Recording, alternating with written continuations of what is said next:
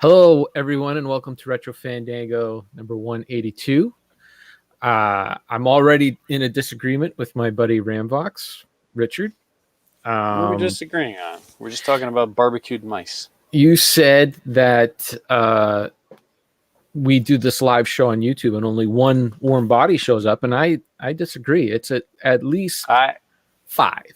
We get I five. didn't say only one. I said we wait until one shows up. I believe Now we one. get right in there. So can you hear the shop? You can't hear that shop back, right? No. No. Sarah was all worried that you were going to hear the shop back. What's she using a shop vac for? Well, as we were discussing before we started recording, she found a mouse nest inside of our barbecue. So now she's vacuuming. She's just sucking up those mice. Yes. I don't think there was any mice in there, but this is the second time we've had a mouse nest. For whatever reason, they got the scent and they got the idea to build a nest inside of our barbecue. The first time it happened, it was in the spring. Not this year, but a few years ago. We hadn't used our barbecue in the fall, and then opened it up in the spring, and there was a mouse nest in there. And the mouse popped out and freaked Sarah out and all that. So, we cleaned it out and all that. And that was a couple of years ago. But this is really weird because we use the barbecue, almost every day, if not every second day. Like there'll be, 4 days during the week we'll be using it every day. And then maybe a day or two might go by where we don't use it, but then we're right back to using it, So how they found the time to build nests in there in between grilling time, I don't know. Well, they're not distracted by like podcasts and Yeah. buying little toys and things. Yeah. But I They're don't know why focused. the camera's on you and you're all mic'd up, because if Sarah's out there with mice and a shop vac, she's living like a Looney Tunes cartoon right now, and I want to see what's going on. Nah, there's not much to see out there, trust me.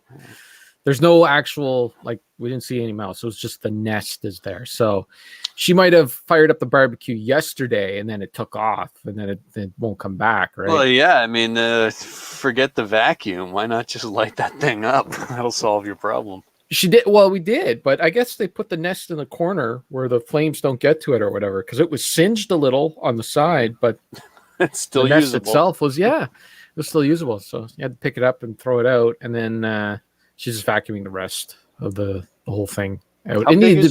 How big is your barbecue that you can get like a mouse nest in there? Standard, average, everyday barbecue. Mice aren't that big. They're tiny, so they can get into the nooks and crevasses. You could also just, slather your barbecue with rat poison.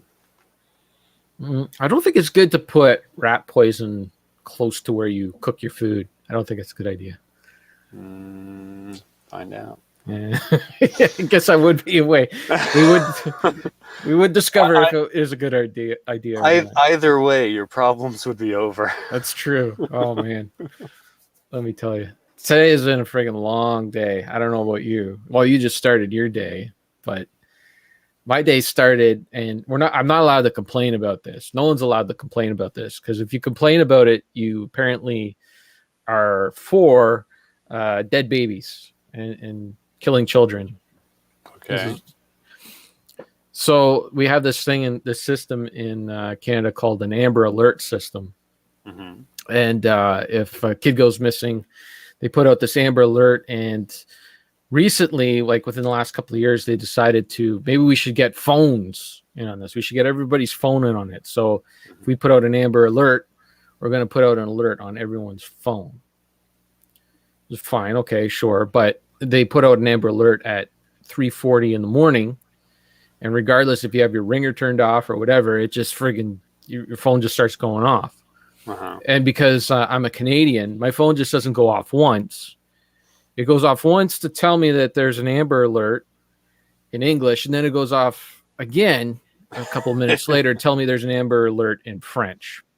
Mm-hmm. Now, where I am, I'm in a decent sized town, and if there was a kid that went missing in my town, I would be, okay, yeah, sure, let me know, because I might have seen something or heard something or whatever. Mm-hmm. But when the kid goes missing 3 hours ago in a town that's 5 hours away from me, And I'm talking like 5 hours if you're booting it with no stops. That doesn't make too much sense to me, especially at 3:40 in the morning. And I got to be up at 5 and out the door. So, that cuts into my sleep, and it takes me, I'm not a teenager. I can't just like, oh, notification, then to go right back to sleep. It takes me a while to go back to sleep after all that, especially after the second alarm. So, Man, people say I hate kids. yeah, see, I'm not allowed to complain about it. Well, what if your kid went missing? How would you feel? Wouldn't you want everything possibly done for your kid? And I'd be like, I can't disagree with that. Of course I would. But there's got to be a better way to do this thing. I mean, it's kind of the equivalent. Well, I'll say, yeah, I'm gonna get yelled at for hating kids on this. I was about to say it's kind of the equivalent of a car alarm going off. yeah. And it's like, I get it, but do you have to notify everybody about what's going on right now? Yeah. I mean, I do get it. I mean, I understand 3 hours ago in a town that's 5 hours away, you don't know. That's when it was reported. So the kid could have been abducted several hours before then. Here, the report I got was that the kid was last seen at 1:55. And then they send me an alert at 3:40 in the morning. So the kid was last seen in the Ottawa area at 1:55. Okay, well, still, you get the report, and then it occurs to you, okay, kid matching this description, I'll keep my eyes out. A couple hours later, when it's applicable for your time zone, you've already got it in your head. There's this kid, if I see something like that. Sure, yeah. If they set up the system where I get up in the morning, and even before I turn off my alarm on my phone, the first thing I see is Amber Alert. Okay, I'm going out now. I'm going to get ready and get my breakfast together and all that stuff, and then I'm going to go out, and I'll have all the information because I saw it when I got up. Cool. I don't need it at 3:40 in the morning, where then I could lie there for an hour and wait to try to fall back asleep. Like, come on. I understand. A better way to do this system, and I understand your complaints with the system. But no one's allowed to complain about it. If you complain about it, you're a boomer who just likes to complain, and you want to see kids killed. I'll say this. You can complain about it all you like, because I know if you did see one of these kids and you knew it was the kid from that description, you'd still say something, even though you complained about losing sleep over it. Oh, yeah, absolutely. See, there you go. I wouldn't not do anything about it, of course. But the problem is that any sort of valid, constructive criticism of the way that they do this is immediately shut down because they say, no, you are against children and there's no room for discussion on this. You have to get up at 2 a.m. or 3 a.m. or whatever it is in the middle of the night to be alerted that there's, and I don't even look at it. I'm sorry, but I see the thing. It doesn't say tornado. It doesn't say that there's going to be a nuclear explosion. It doesn't say that the Chinese are coming or anything like that. It just says Amber Alert, kid missing. I throw the phone down. And then I try to fall back asleep, and then it goes off again in another 5 minutes to tell me the same thing in French. You just immediately went for the Chinese. What's your problem with them? Well, I just watched The World Is Not Enough, the James Bond film, and that was the bad guy was trying to, or no, it was Tomorrow Never Dies. The bad guy was trying to start a war between Britain and China. Like he was faking it to make it look like it. So that's why I went with China. So you enjoy these films. Pretty good, that perpetuate stereotypes. My goodness. Can't win. No, you can't. No with you bleeding heart liberals. Somebody's going to complain. I do understand the annoyance of that sort of system, because in Japan, when we have an earthquake, the same kind of thing happens with your phone. There's like a message alert that goes out to everybody's phone. Yeah. So when we had a couple of big earthquakes years back, every aftershock you would get one of those reports, and it's to the point that it was slightly traumatic. Like you hear that sound go off, and you think, oh my God, what's going to happen now? And then after a certain amount of time goes by, you realize, okay, it's just getting annoying now. And there's a specific tone that just, anytime you hear it, it like sends a little shiver up your spine. Well, unfortunately, they use the same tone for everything here, so it doesn't matter what the alarm is; it's the same friggin' tone. Right, because then you'd identify the sound. You wouldn't check if it wasn't important to you.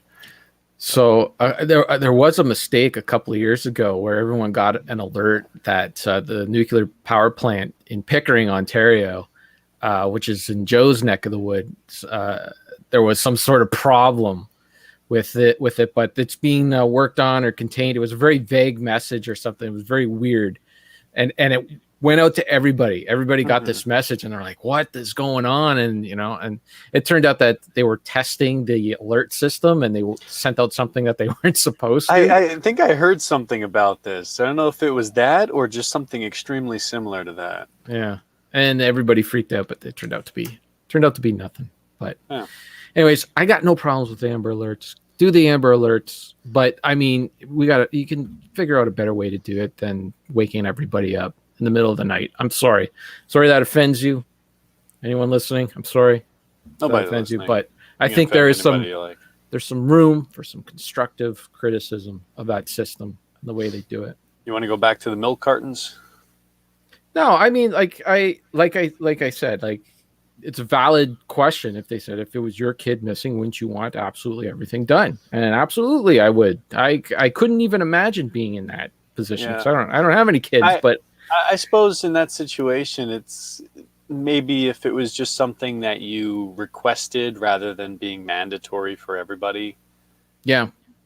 Because my wife does that with, there's like local police reports. So she has like that request, and anytime they say like a suspicious person was seen over here, somebody approached a kid over there, you get a little report over that. That's been suggested as well. Why not have the people who want to do the thing to do it, and let the people who don't want it not make it mandatory kind of thing, allow you to opt out of it. But that's not even, you can't even discuss it.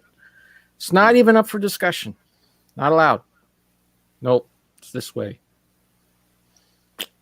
Can't win. Canada. It's ridiculous. I mean, come on, like, just come up with, like, think about before you send it. Okay, the kid is over here in Ottawa. It's been missing for 3 hours. Maybe we should put out like a 3 hour, like, send out the alert within this 3 hour circle, and let the people in the 4 hour and 5 hour circle sleep. Yeah. Did you Mark send a message to Ryan? Maybe that's why we don't have anybody here. No, I did. It was yesterday, but I think he got a retweet or something. He must have gotten a retweet. He's probably busy. He's got something better to do. Well, he usually listens at work. I'm sure he's busy, but does he really have something better? I don't know. Maybe someone else is doing a podcast right now. Oh, that would hurt. That would really hurt. Now I don't want to know what he's doing. Okay, let me do this house cleaning before we move on. Cartridge Club is playing Cuphead. Oh, hey, look, Mrs. Q Dog's here. Hey, we got one person. It worked. Thank you, Melissa, for tuning in. Well, she's just here to complain about your Amber Alert. Yeah, she probably just tuned in right now. She has no idea what you're talking about. Cuphead. Cartridge Club playing this month. Good luck, everybody. Salute you. Want to play that game? I still haven't played that. I haven't played it either. I'm kind of I'm done with the platformers. I suck at them, and I don't want to learn new platformers. And Mrs. Q Dog's got nothing better to do. That is what we're here for. We're here for the people who have nothing better to do. We should have our own Statue of Liberty, and on that plaque says, give me your tired, your weak, and people who got nothing better to do. You're tired, you're weak, and you're cableless.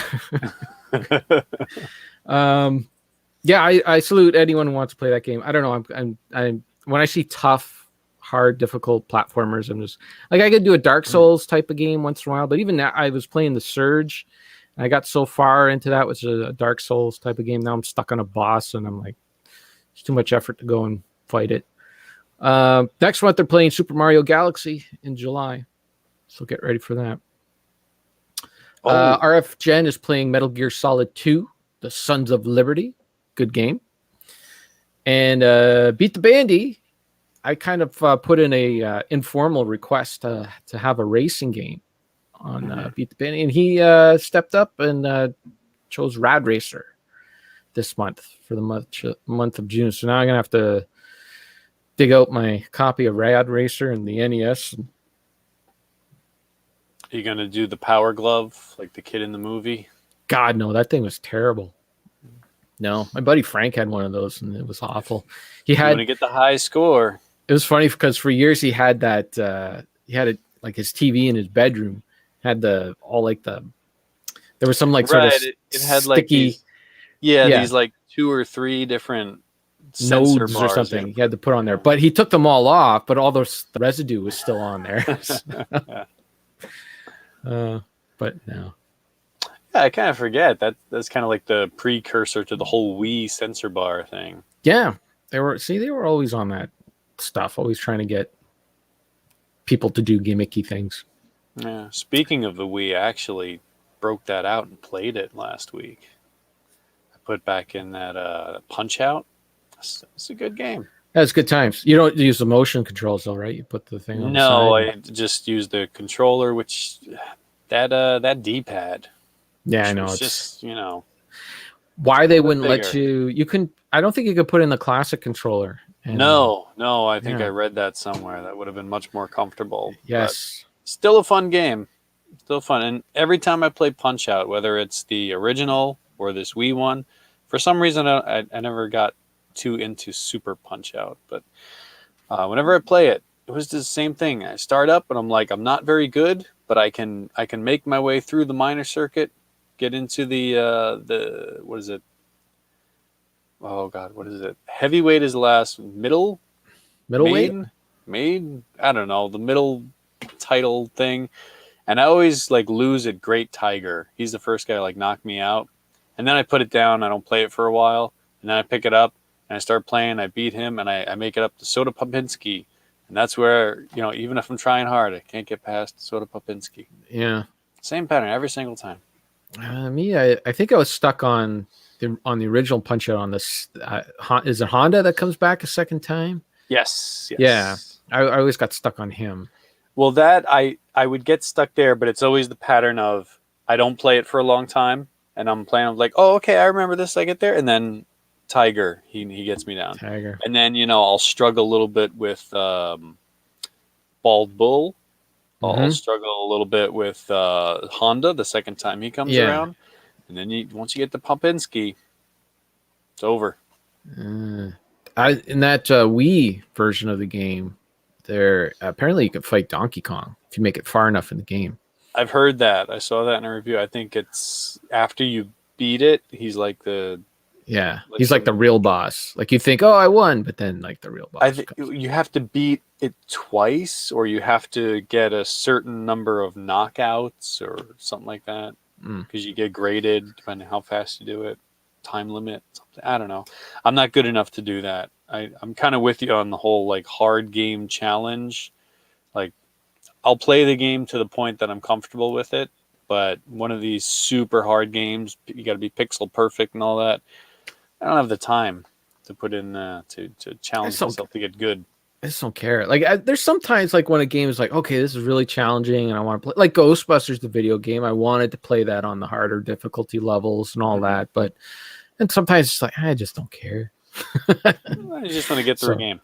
Yeah. So this Rad Racer thing, I think I've beaten the first track once. Like I made it all the way from start to end.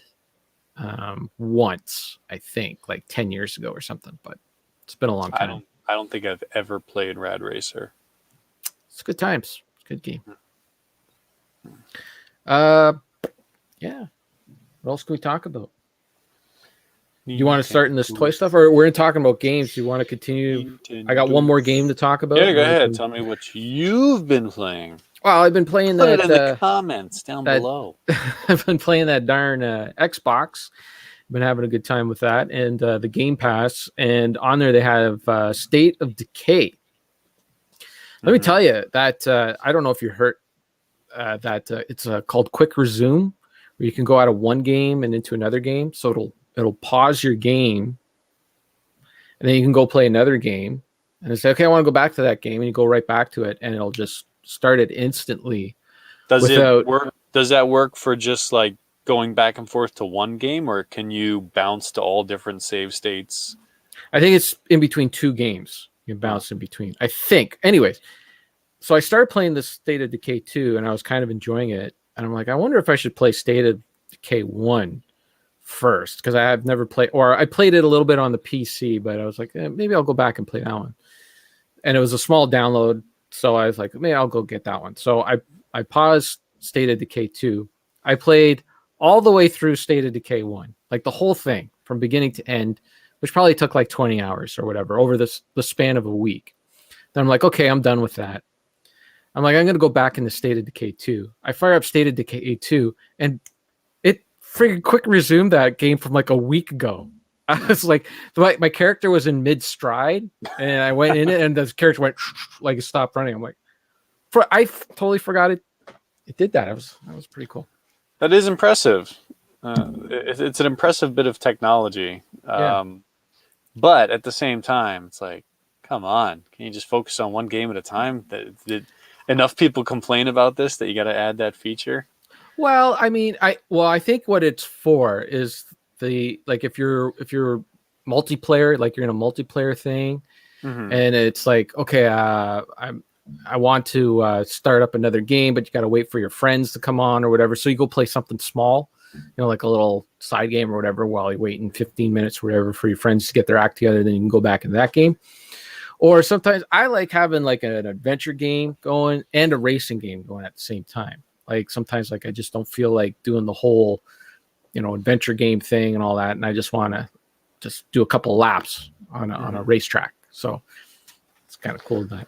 Yeah, that's cool. If I'm away from a game for too long, though, I just delete what progress I have and start over. Like I did that with the Punch Out. I turned it on. It was like, okay, face Popinski. I'm like, I got to warm up here. I want to go back to the beginning. Yeah. And I didn't remember how to go back. So I was like, forget it. Delete the file. Start over. I could totally see it for a game like that. But something like State of Decay where you're building up stuff and all that, you don't want to have to go back and do all that. Yeah. I see it. I'm just an old man who complains about everything.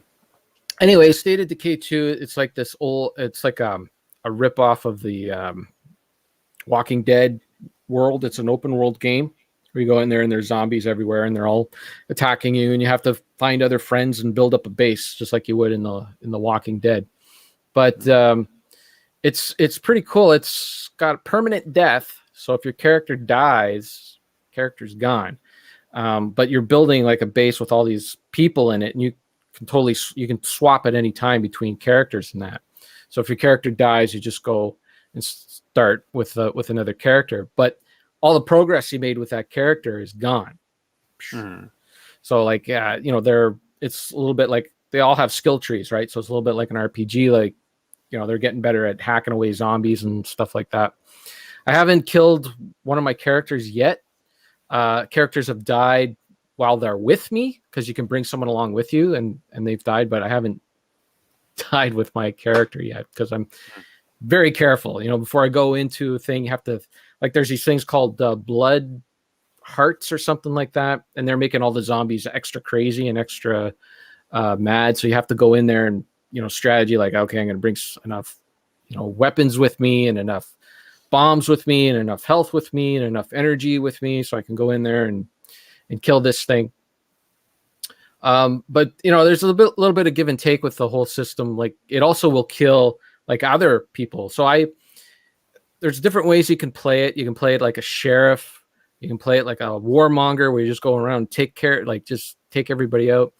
I chose to play it as a trader because I thought that would be a cool way to do it, where you're just getting along with the other communities out there and trading things and all that stuff. So I said, okay, I'll go that route.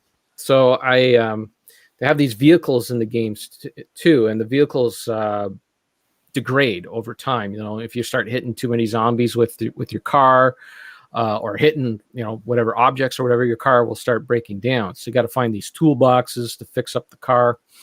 And I was doing this trade with these other guys, and they were um, auto mechanics. They have auto mechanic skills, right? And I didn't have an auto mechanic in my thing, so I was like, well, if I get good with these guys, if I get in with these guys, they'll be able to fix my cars for me, and not only fix my cars but upgrade them.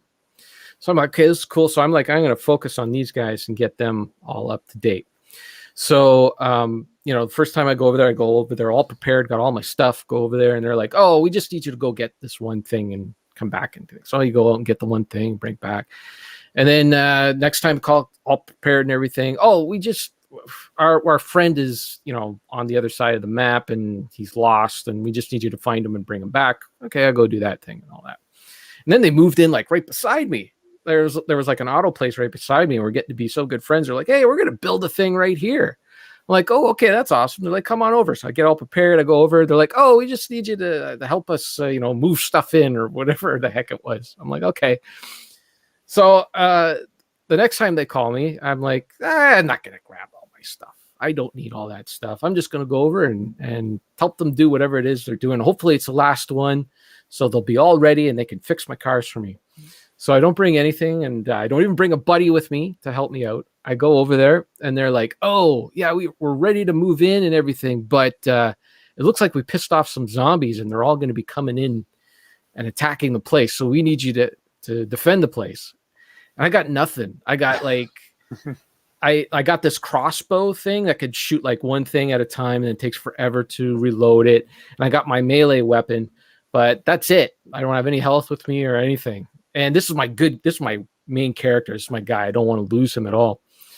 So like, okay, well, I've done these before, where the zombies all come in and, I just hack them. My guy's so good at fighting. I can just hack them all to pieces and all that. No problem. So the game gives me like a minute, before the thing starts. And I'm thinking I could run all the way back to my base because they're right next door. I could grab some stuff, maybe grab a guy and come back and be all ready. I thought, I don't want to risk it. I don't want to lose these guys. So no, I'll just wait. I'll wait for the zombies to come. So timer runs out. The zombies start coming. They're all running, and I'm hacking them and all that. Okay, no problem. We're getting through this. No problem. Hack them all up. No problem. Okay, that's good. Did it. No problem. That was wave one. Wave two's coming. Oh, great. Wave two comes.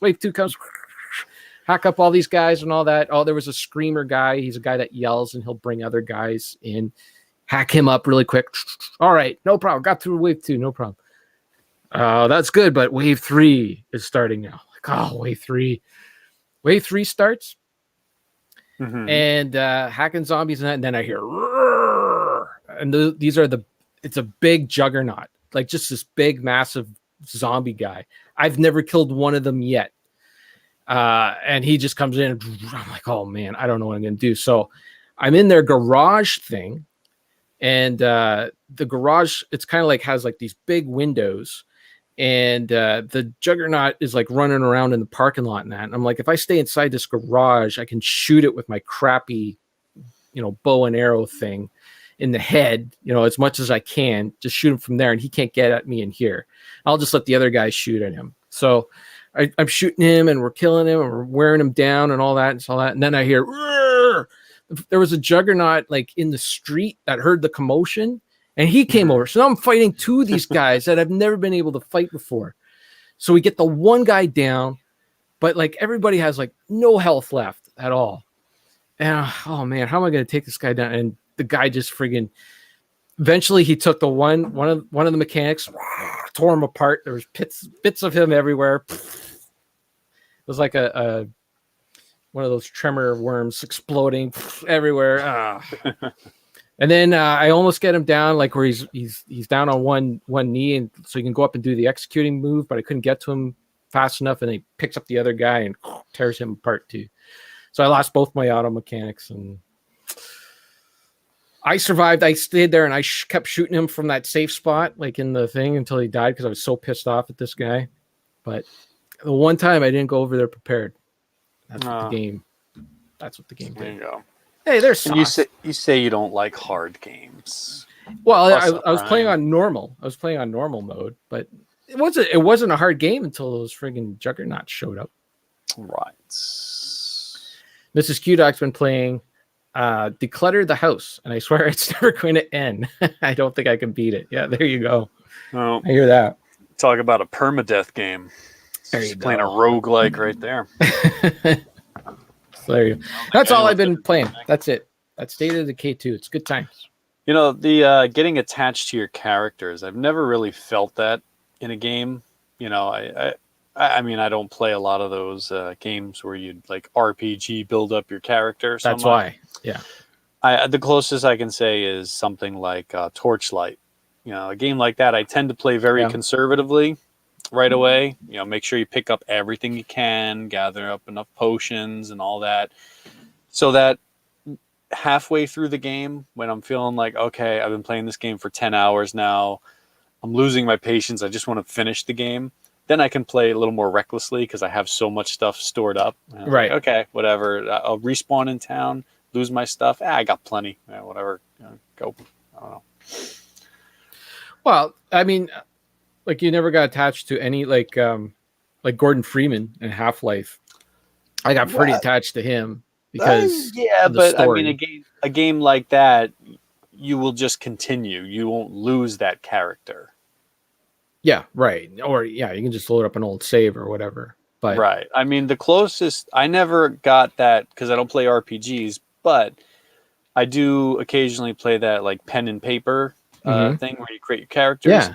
And I do have some characters that I've used in several adventures, and I got to admit, I'm a little afraid to send them into the dungeon at times because, like, if they die, they're gone. You know? Yeah. I could cheat, of course, and just use them again, but within the context of the game, that's the way it's supposed to be. And like, I don't want to lose you. You got the good weapon. You killed 2 dragons already.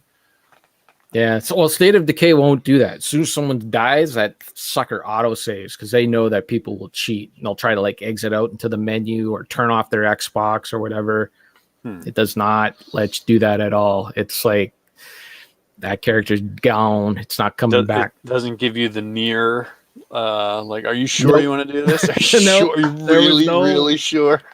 Nope, no warning. And a cool thing too is like I cleared one map. I cleared all the blood hearts out of one map and all that. The game's pretty much done at that point. But then you can play it again on a different map, and you can bring your old characters into the new game. You can pick 3 of your old characters into the map. So you get attached to them and bring them in there, and then they give you a little bit of a bonus the second time you play it. So I got Kings. I don't know who you are, but hello, welcome. I got Kings. I read that as I go Kings. I got Kings. That's a got. What kind of I got King? Maybe he's the Game of Thrones Kings. I need to understand that name. I got Kings. Miss Q-Dog knows. It's IGK. Igik. Well, it's HIIGK. High Igik. The Grand High Igik. Sounds like something in a willow.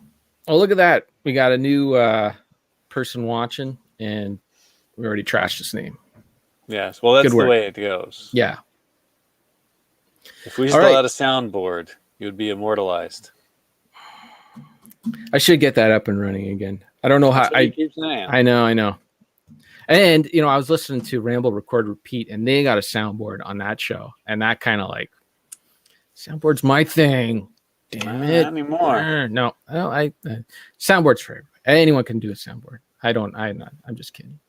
Back Valet Kirkoon. There you go. Did it get us a new listener? No. Okay, you want to talk about movies now? You want to talk about Tremors?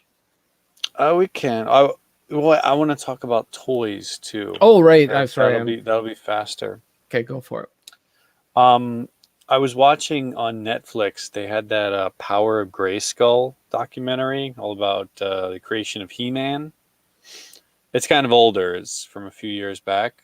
But I kept putting it off. Like, I'm going to watch this someday. So I finally watched it. And this is kind of interesting. They talk about how they wanted to do a line of figures for Conan, but it was R-rated, so they made up their own thing. And I think most people who are into He-Man have heard this information before, but it's still neat to see. And they show a lot of old sketches and artwork. And I didn't hear about it till that Toys That Made Us episode. oh, okay, yeah, fair Yeah. enough. Yeah, Right. but there's some good stuff in there if you're curious. And apparently Okay, Melissa, go be a mom. Sure. uh, hey, that ties into my story a little bit. Oh, well, I'll it's gonna come back full circle. But what was I saying? I don't know. No, you're watching. He-Man. I was You're watching the He-Man. He-Man thing, and so of course after I watch it, they're showing the figures and everything. I'm like, oh man, I wish I had some He-Man toys. I got rid of all my He-Man toys when I was a kid, and I know they're doing the whole re-release classic things, and that's like not an option for me. Yeah, me neither. Well, for several reasons. One, I don't want to spend that much money on some He-Man toys. Two, they're not available around here. If I had to buy them online, it would be even more expensive. And forget it. I don't want that. Plus, I don't buy toys that are big anymore. Something small, Right. a little He-Man that would fit in the palm of my hand, that would be cool. But I don't want these big things. So they never had He-Man in Japan? It wasn't a thing in Japan? I don't see it around, and I don't dig for it. So who knows? I don't. That's the thing. I don't research any of this stuff anymore. I don't pay attention to what's coming out. I don't like check to say, oh, new line of figures coming out. When's the release date? What are the serial numbers? I can't do all that. It's just if I go to the store and I see it, that's when I get it. So I kind of had toys on the brain. And then I had a lesson with one of my students, and he's a little bit older than I am, but he's got a fascination with America, and he collects a few things. And he couldn't make it to the lesson physically a couple of weeks ago, so we just did a lesson online. And since he was online, he was showing me stuff he had on his shelves. He buys these like Fire King mugs. You ever hear of that thing? These like cups. No. I had never heard of it either, but apparently they're really popular here. There's this brand of cup. It's really old from America called Fire King. It's this glass cup, and people in Japan go nuts for them. And Never heard of it. those. He's got like Buddy Lee. He buys a lot of Americana things, and then he also had like a Wile E. Coyote. Buddy Lee. Buddy Lee is that little Cupid doll looking guy for the Lee jeans. My goodness, he knows more about America than I do. Right? Yeah.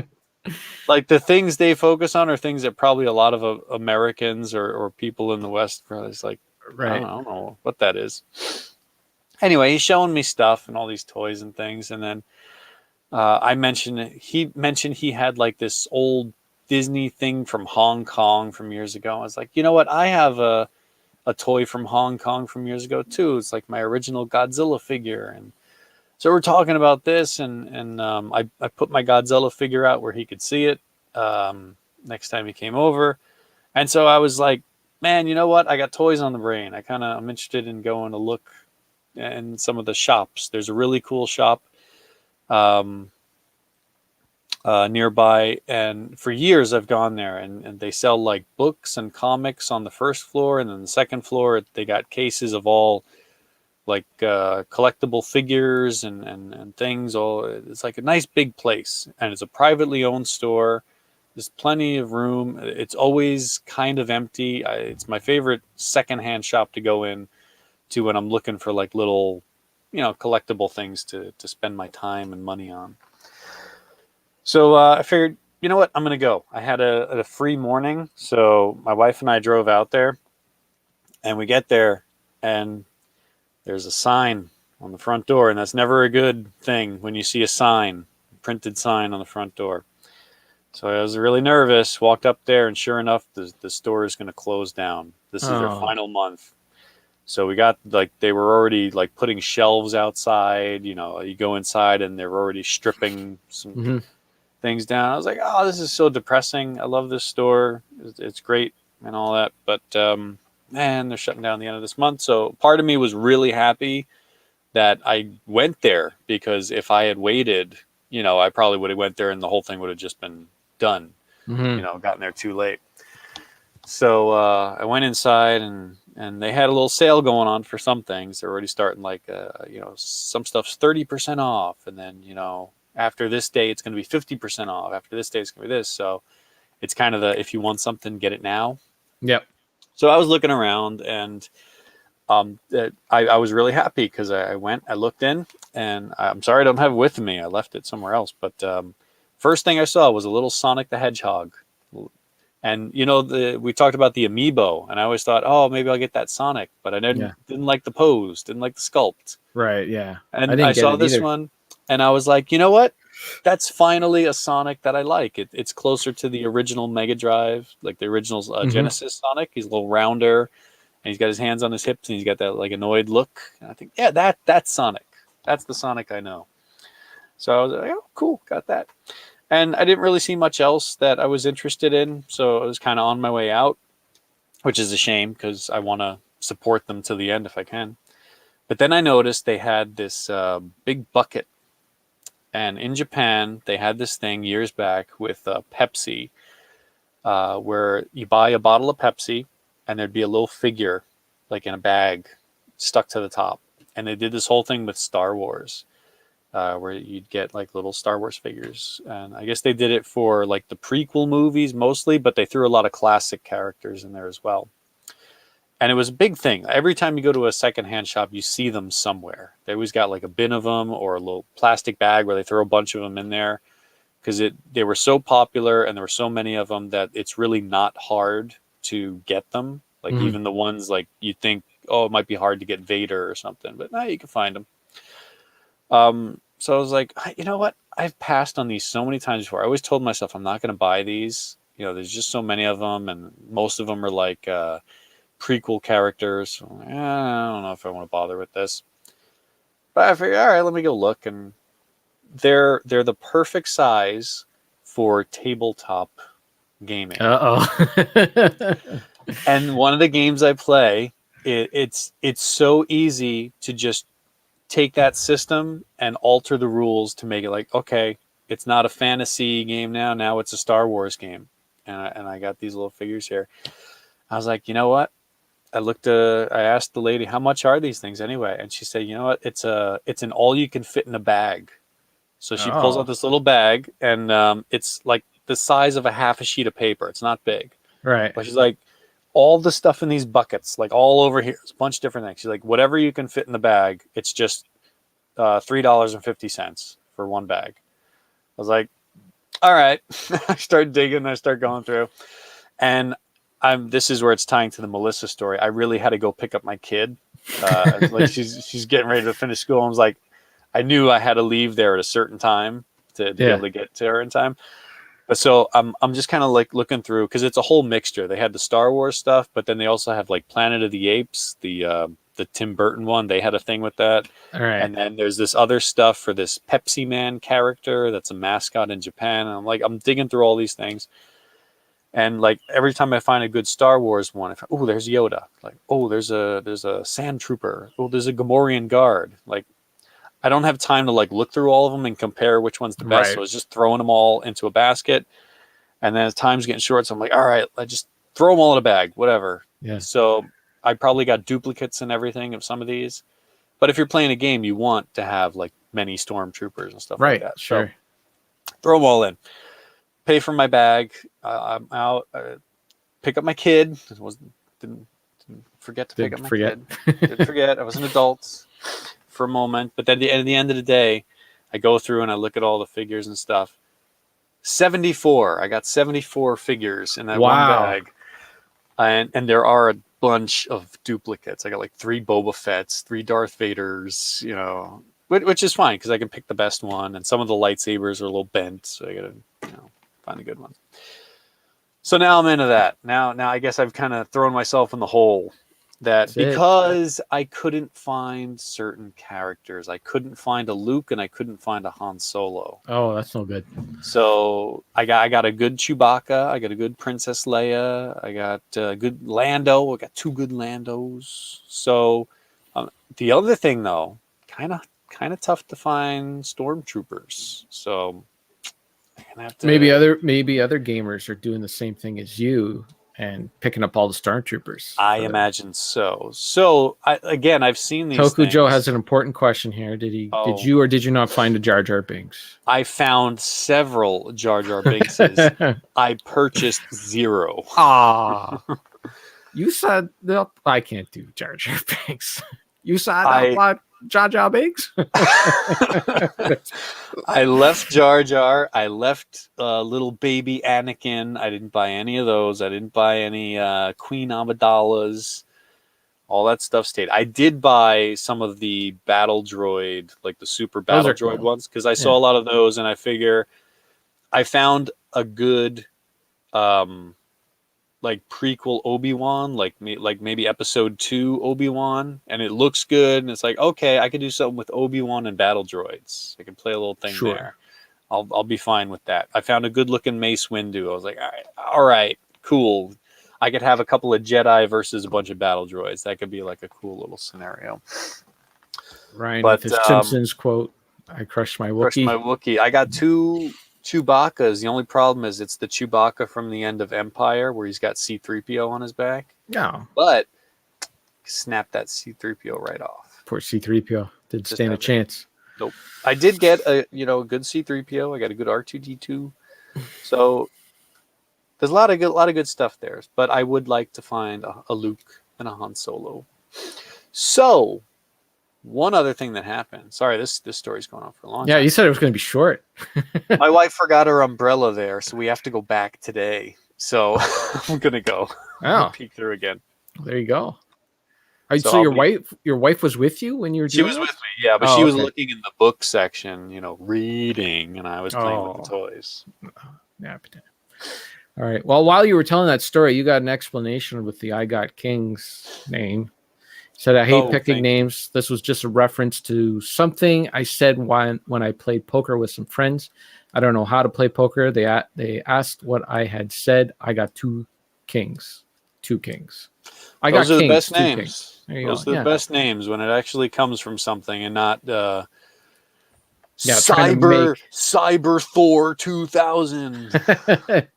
Or some lame guy trying to make something up like Buried on Mars. Exactly. He doesn't talk to those people anymore. Stuff happens. Hey, you know what? You don't know how many people I've dumped in my life. I don't talk to that person anymore. No problem. All right. 47 minutes in. We better start talking about these movies. Take my movies. Let's do it. You watched 2 of them. Oh my goodness. I'm all caught up on the Tremors. Yep. I've watched part 6 and part 7, and I'm thinking of actually going back and doing the Godzillas from 2014, because there's Godzilla 2014, which I hear is pretty bad, but then there was another one that came out in 2017 that I hear is okay. And then I'll give you my review of them right now, from what I remember. Godzilla 2014, kind of like so. It's not a very good movie, but there's some fun Godzilla shots. But there's not a lot of Godzilla in that movie. The second one I watched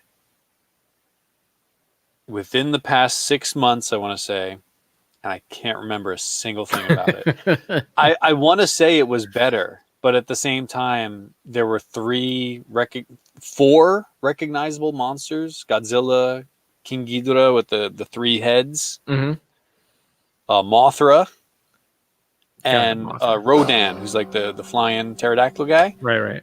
I can't remember a single thing that happened in the movie. I don't remember a single monster fight, anything. Well, that sounds memorable. Well, and then I want to watch Skull Island, King Kong Skull Island, and then wrap it up with Godzilla versus King Kong. I have seen Skull Island 2. It's not a great movie, but it's more memorable than either of those Godzillas. I don't know why I want to do this, but I do. But I wanted to watch Tremors 6 and 7. I don't know why I wanted to do that, but I did that as well too. Yeah, sometimes you just do things. Yeah. So I'm feeling jazzed up to start watching those Resident Evil movies again. And they're terrible. They're awful. They're not good. But I don't think I could sit through the first one again. I think I've seen that first one enough times that I don't ever have to see it again. But the rest I don't remember at all. So I'm really curious to revisit the second one because I remember not liking it. You know, but for some reason, I think I might like it more now. Tokujuo says just to watch Skull Island. He doesn't like any American Godzillas. I've only seen the very first Godzilla, like the very first Japanese Godzilla, and it was something else. Guy in the rubber suit. They're probably. I'm not believing anything is good, but I do feel like I need some bad movies now to so I can feel better about the good movies that I watch. I've got some bad movies that I watched. Was it Tremors 6 and 7? Well, I saw 6, which is A Cold Day in Hell, right? That's right. I saw that months back, a Right. year ago, whatever it was. It was a while ago. And when I saw it, I came on here and I asked you if you had seen it. You said no at that time, and I said, "Good, you haven't seen the worst Tremors movie ever made." Did you feel that way when you watched it? The worst, yeah, I guess I suppose it was the worst. I mean, they had this idea. I do like the ideas of these two movies, but we'll just stick to the first one. I do like the idea of, because the first movie was about them stuck in this desert town. No one can get in. They can't get out. They're stuck there with these worms. They got to figure out a way to get out. Good premise. Same thing with this one. It's the same one.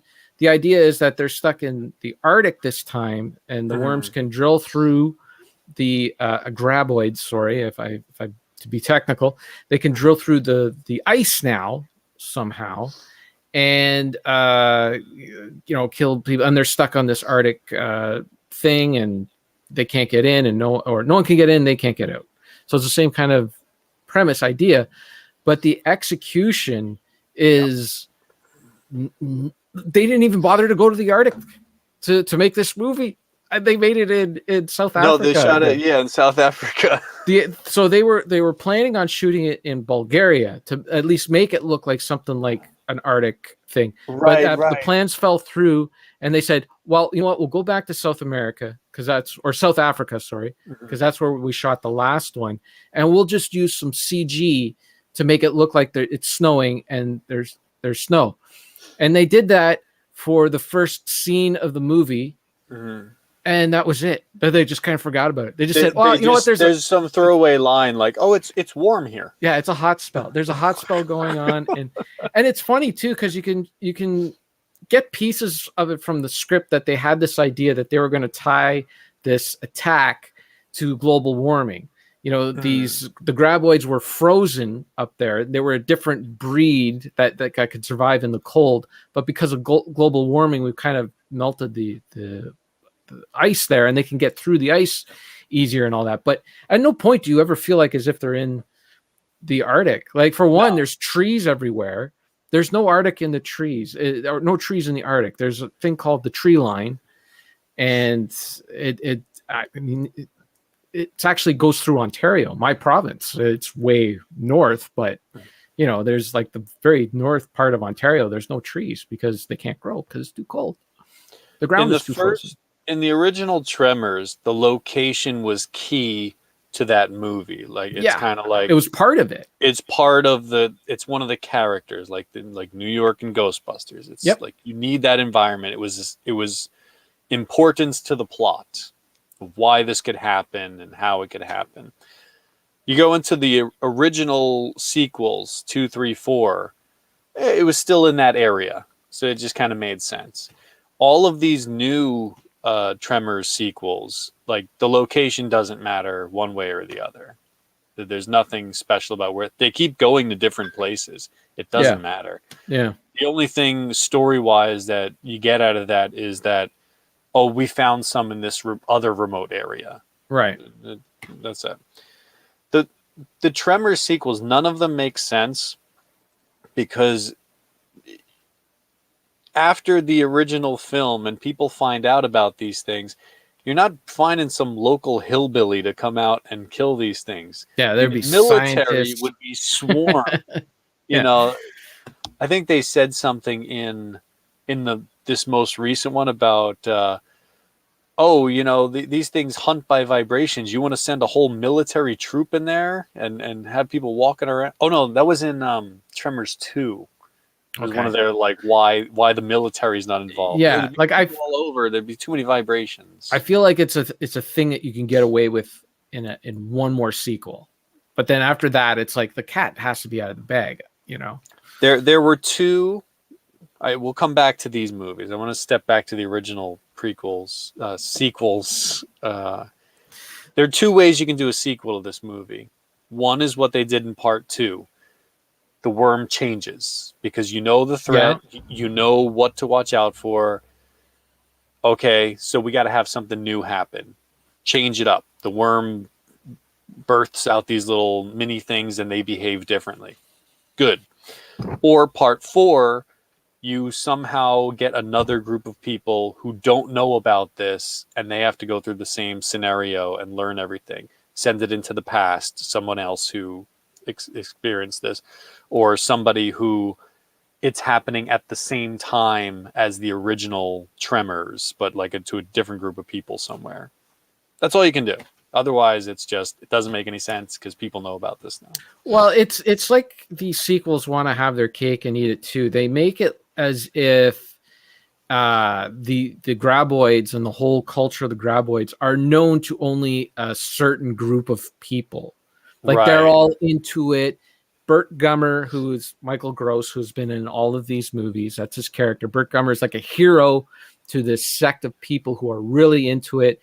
And then the rest of the world just doesn't seem to care. They're like lethargic to the whole thing, and they don't Yeah. care until they're stuck in with the graboids and with Burt Gummer, and they're like, "What's going on?" Like even scientists who are all about scientific discoveries and stuff like Yep. that. Like, no, I'm going to go to the Arctic and I'm going to drill some ice. I'm not going to care about those graboid things. That's not Right. really my Nobody's thing. interested in them either. Nobody's No, interested in studying them or anything. no, no. Only these people who realize, hey, giant worms, Yeah, there's a lot of money in that. yeah, They're the only yeah. people that are out there interested. Yeah, or like they want to do some sort of experiments for the government or something like that, but it's all hush hush and under thing. Nobody really Yeah. knows anything about it. It's very very bizarre. But I think that's because these scripts start off as one thing, and then they just get to their shooting location. And they just like, okay, well maybe we'll do this, maybe we'll do that, maybe we'll do this, and it just who cares about story? The other annoying thing is that within the last three Tremors movies, 5, 6, and 7, they have given Burt Gummer a buddy, basically trying to do like a buddy kind of movie kind of thing. And it's always a comedic actor. For 5 and 6, it was Jamie Kennedy. For this latest one, it was John Herder. And John Heater. Heater? Okay. Napoleon Dynamite. John Heater. And they don't give them anything funny to say. Like they don't bring any sort of comedy into the. No. I think Jamie Kennedy tried with his brand of comedy in the first one, which doesn't work. But at least I don't like these new Tremors movies very much. They're really bad movies. You're going out on a limb here. Yeah. But the first one they did, Bloodlines, at least had something. I liked what they did with Burt Gummer of how he was doing his his YouTube videos. Yeah.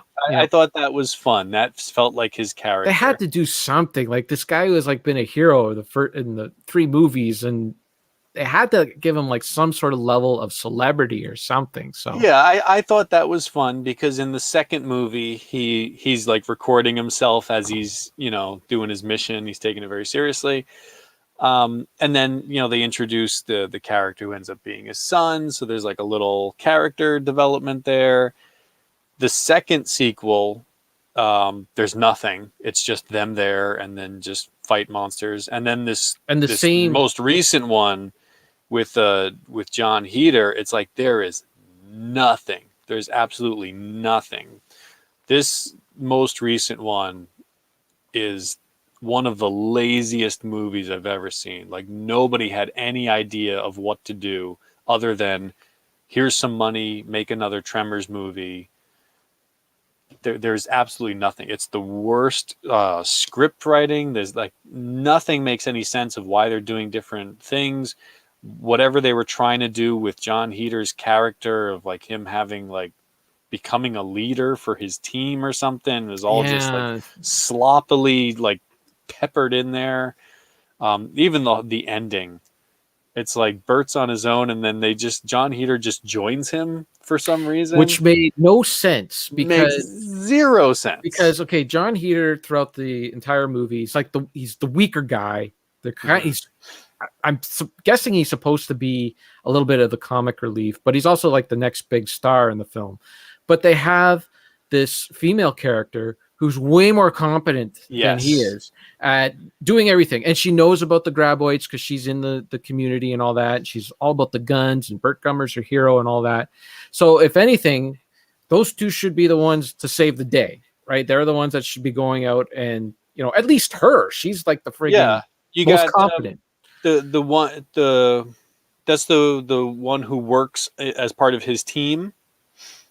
Like she seems to be totally into that. Right, and right. then there's also the Tomb Raider character. Right. Yes, yeah. And I forgot there was two. I just watched it this morning and I forgot there was two. You're waiting for because there's two groups. All right, we're talking about the last movie now. Yeah, we're jumping around quite a bit. Okay, I just want to circle back to part 6. Go ahead. The one when they're in the Arctic. They do the same joke throughout the entire movie. So in the first movie, they put some explosives inside of the worm and the worm explodes. Mm-hmm. And they all like, yeah, the worm, we got it. It exploded. And then they all get hit with pieces of graboid. Yep. Funny scene or whatever. It was funny, Yes. A couple of films ago. Part 6 does that same joke like throughout the entire movie from beginning to end. It was just that over and over again. And then he goes in the mouth and anyway. So that's it. That's all I have to say about part 6. Now let's go on to part 7. Part 6, you also get to see a little Burt Michael Gross. Yes, you do get to see his bum. Which I did get a chuckle. That did get a legit chuckle out of me. It got I thought it was funny. I suppose. You do get to see, if you watch all of these movies, you almost get to see every part of Michael Gross from the age of 40 to 70. That's one of the fringe benefits of watching the Tremors series. Part 7. Here's the story. There's some team people on an island somewhere, and suddenly people start dying. There's 2 islands close by. They're like neighbors. There's research good guys on one island. There's a crazy guy with he's like a hired guide, brings a lot of rich people out to his island. He's doing like the most dangerous game kind of thing. It's like attracting hunters and they want to hunt like these crazy animals and all that. Right. So he is just buying graboids because nobody else wants them. Nobody else cares about these things. He's just buying graboids and bringing them to this island. Well, he created them, right? He said he created 4 of them. Created or brought in? Created. And remember, they genetically enhanced them. I'm fuzzy memories because I watched this more than a day ago. Okay, I watched it this morning. Much of it is already just like they entered created my them. eyes and just fell out of my ears. I think they created because I can't remember if it was the 6th or 7th one, but someone stepped on some eggs at some point. No, that was the Arctic one. Anyways, he creates them. He created the Shriekers, who then created the graboids. Right? Well, no, the Shriekers come from the graboids. Sorry, I screwed that up. He created the graboids, who created because the movie's called Shrieker Island. Shrieker Island, yes. Which makes, at least this title makes sense. It makes more sense than A Cold Day in Hell. Right. For part 6, because it wasn't cold. It wasn't cold. No. It was a lukewarm day, and it was an unusually warm day in hell. It really seemed more like a standard day. They needed, standard for us, but I mean for the Arctic, it was. No, I mean for anyone who, like Burt Gummer, who deals with these things, that's just how it goes. Yeah, it's not really hell. It wasn't like it wasn't. A cold day in hell implies that, it's a very rare or, something you would never do or something that wouldn't happen. A more correct That title just happened. would be A Normal Average Day in the Life of Burt Gummer on an Unusually Warm Day in the Arctic. Or just Tremors 6. Tremors 6 could work too. That's got a bit of a ring to it. I mean, there was a Tremors 5. I don't know why we couldn't do a Tremors 6. You're right. So this new movie, the Shriekers are killing people. So this good scientist people who happens to have. Oh, here's an update on the mouse has been evicted and Sarah's just making dinner now. Oh, so there you good go. job. So hopefully she washed her hands. Hey, I wonder what you're eating. This is an unusual meat. All right. Tastes a little gamey. So scientists are getting eaten. They find out that the other guy is having this illegal hunting party. And part of his illegal hunting party is the Tomb Raider lady who is there to kind of keep things in line. And she's the one who's saying, you better be careful. I didn't sign up for this. And those kind of lines. So the good island, the head scientist, researcher, whatever they are, is the Burt Gummer's former lover, mother of Jamie Kennedy. Yes. Right? Yes. Egg fried mice. Egg fried mice. And yes, Sarah did wash. Update. And she says to Napoleon Dynamite, go get Burt Gummer. He's on this island somewhere because nobody knows where he is, but only I do. You're right. Why she wouldn't go herself? I don't know. Well, maybe she thought he wouldn't come, right? Well, because wherever they are, I forget what island, where in the world they are, but she says he's on this island. Nobody knows where he is except for me because I have his coordinates. Go in a boat and go get him. So he gets in a boat and he goes like on a 5-minute journey, and he just finds he's around the corner. He finds Burt there as like they're doing a thing where he's like the lone man on the island, castaway. No technology, castaway. Yeah. Which doesn't make any sense for Burt Gummer's character because he's always been a survivalist who has many things. Yeah. And I guess the idea is that he's tired of people coming to ask him to go fight monsters. Yes. He could just say no instead of going to live on an island. He could live in his bunker with all his guns and stuff he likes and enjoys and just tell people no. Yes. Like let the military take her. Anyway, they bring him. They say something that makes him want to go, and then he goes, and then he fights Tremors. That's kind of the movie. They couldn't reach his. It was something. They couldn't reach his son. He said, "You gotta go find my son."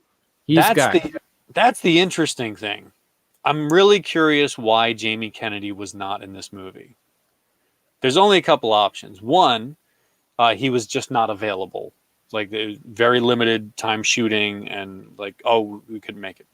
Two, difficult person to work with. Maybe they didn't want to invite him back. Three, even Jamie Kennedy knew enough is enough. Or maybe they just got John Hader and said, we could probably make more money with him than Jamie Kennedy. He's a bit more of a name.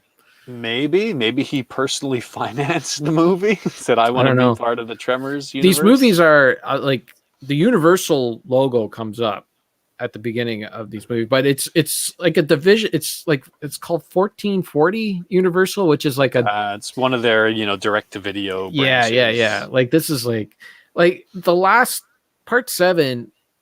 The entire movie took place on in one area. Right.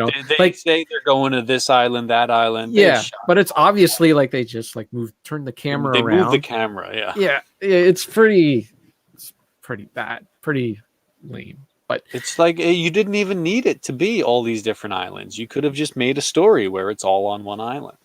But it's fascinating. Wanted to go, I'm really fascinated with this series just to see how much lower and lower and lower it can go.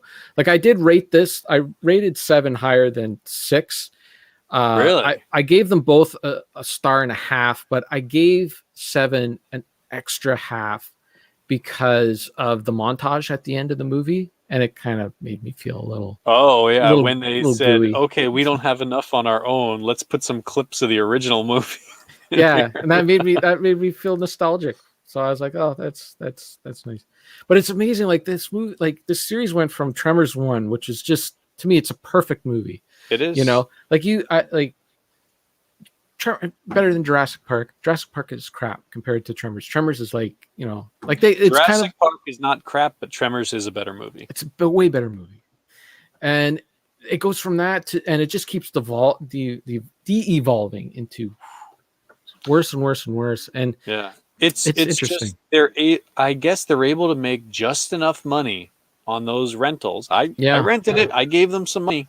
Well, I put in an article here because after I watched the movie, you can't really spoil this movie, okay? As much No, as you think you you can. can't spoil any of I'm these. just gonna say it. I'm going to say the ending of Tremor 7 right now. You mean it was the middle of part 3? Yeah, I guess so. If you think about it, yeah, it was. That's right. I forgot about that. And, well, Burt Gummer dies at the end of 7. Apparently, who Burt knows? Gummer cannot be found. The last time you see him, a graboid is racing toward him You're right. with mouth open, giant thing, and he seems to disappear into the mouth. He's giving the finger. Yeah, that was kind of fun. I did like that part too. But they were burying something, right? They were making a grave. Did they just pile rocks? Yes, because they had to have a little moment. But they got his hat. Did his hat come flying off? They found his hat, which was not his original hat. You notice in part 6, he switches to a Chicago Cubs hat. Yeah, apparently that was Atlantic Hawks. That was Michael Gross's thing. He was like, "I'm a Chicago guy. Really I don't want to wear this hat anymore." Decision. It stands out. I mean, thankfully, it only happens in these garbage movies towards the end. It's part of. It was such an iconic part of his character, And when they rested that Chicago hat there, I was like, "Oh, it's the hat from the Crappy 2 movie." It's like, and it was placed on his grave by the guy he didn't know and had no connection with. Yeah, they do that. That's like every friggin' movie. Yeah, like why? Like at least the Jazz, the mother, right? Someone who Jasmine had a connection with him. They all take their moment to put something on his grave, and that's like that Star Wars movie where Chewbacca goes it was Rey and Princess Leia go hug each other. And you're like, why are these two characters hugging each other? Yeah, over the death of Han Solo, and Leia should have way more a connection with Chewbacca, who's been there since day one. I don't know. It was just that level. It's just there's absolutely no connection, no character, so nothing we went to latch onto. We went from amazing movie, better than Jurassic Park, to Star Wars sequel level. We've dipped that low. Anyways, that's it. But then yes, you linked an article, which I had previously read. Well, I saw the end of the movie today, and I was like, "Is this really it? Is this it?" Mm-hmm. So I had to find out. I asked myself the same thing, and basically, Michael Gross sums it up perfectly. It says it's like 5% story and 95% business. Mm-hmm. So if they want to make another one, he'll be back. Yeah, and they purposely left it a little ambiguous there. Yeah, so pretty much, if this one makes enough money, then they will make another one. They'll have the budget. As long as Michael Gross is alive, he will. That was the other thing too. He was like, he hopes he can hold up, because if they wait a couple of years, he says he'll be 75 by the time they get to shooting another one. That's really, I mean, he was. You know 70. What's kind of impressive though? In a couple of scenes of this most recent one where they have them running away, you can tell it's Michael Gross running. Yes. He's got that old man run. They could have easily put a stunt person in there, but they would have had to pay a stunt person. Right. To do that. And the sad thing too is that they shoot those scenes at with this film that shoots at like an incredible amount of frames. Mm-hmm. So they can run it in slow motion later to make it more dramatic, and he looks even worse in slow motion. They're doing him no service here. That could have been a quick little it flies by, you don't even notice. But there, they're just like, hey, look at this old man that can't move his legs past his hips anymore. Go back and watch Rambo 4 when he's running away from the bomb. And you see they speed up Sylvester Stallone's footage so much that he's like running at that's this the way to do it. insane race. So you don't it looks see totally fake, but it doesn't look like old man hobbling. Careful, don't trip, Bert. Poor guy. You're going to step in a graboid hole. Anyways. It was terrible. Yeah. I mean, the only thing... It was even kind of an odd decision to me that Bert didn't come with any weapons. You know, I know he's doing his old man on the island thing. It doesn't seem right to his character. Yeah. So at least when they get there, it's like all we have are these old flamethrowers and, you know, chainsaws and stuff. So there was at least a little difference in how they tackle this stuff. But that's the thing too. It's like a lot of the ideas that they are using, you have seen work in other series. You know, like Aliens. I know people don't like Aliens 3, but you know, in Aliens, when all the Marines go in with all the guns and everything to fight the aliens, and then the third one is like to bring it back to the horror, where they get rid of, like, they don't have anything now. They're just making up weapons on that, and that stuff, like, it does work on some level in movies, but they just can't seem to execute it very well. Here's the other thing too: in that first movie, they hit it home very hard that you can't make any noise, or the graboids are going to find you like right away. In these sequels, it's like people are yelling at each other. It's like it's like the vibration thing is there when they need it. When they need it to push the plot, and then they kind of forget about it. It's like they were in this movie. Like, you think, okay, well, you know, a lot of movies do that or whatever, but in this movie, it was so, in part 7, it was so blatant. They were literally standing. I hate that word, literally, because it wasn't written down. I know exactly what scene you're going to talk about. Okay, so there's this mother graboid that is like smarter than all the other graboids, and she can actually, like, she displays vengeance kind of thing. Like, when she goes after the leader of the hunting group or whatever, Michael Gross says, like, she did that out of vengeance. She knew to take out all the weaker guys first and then to take him out last. You know, that's really displaying some sort of intelligence. So he comes back to his scientist thing to tell them this, like, to inform them of this. And they're like, hey, guess what, Michael Gross, you are standing right on top of her right now, because we've got all this sensor equipment in that. And you and John Herter are standing right on top of her right now. Heater. So don't move. You and Napoleon Dynamite, don't move. Stay still. And they're like, okay. And they're like kind of like whispering to each other and that. And then all of a sudden, the mom, Jasmine, comes walking out. Hey, what's going on? They're like, hey, don't move. And then they're like having this discussion. And it's like, I thought the monster was right under them and was going to eat them. It makes no sense. Like, did the actress just not want to go climb up into the tower or something for the scene?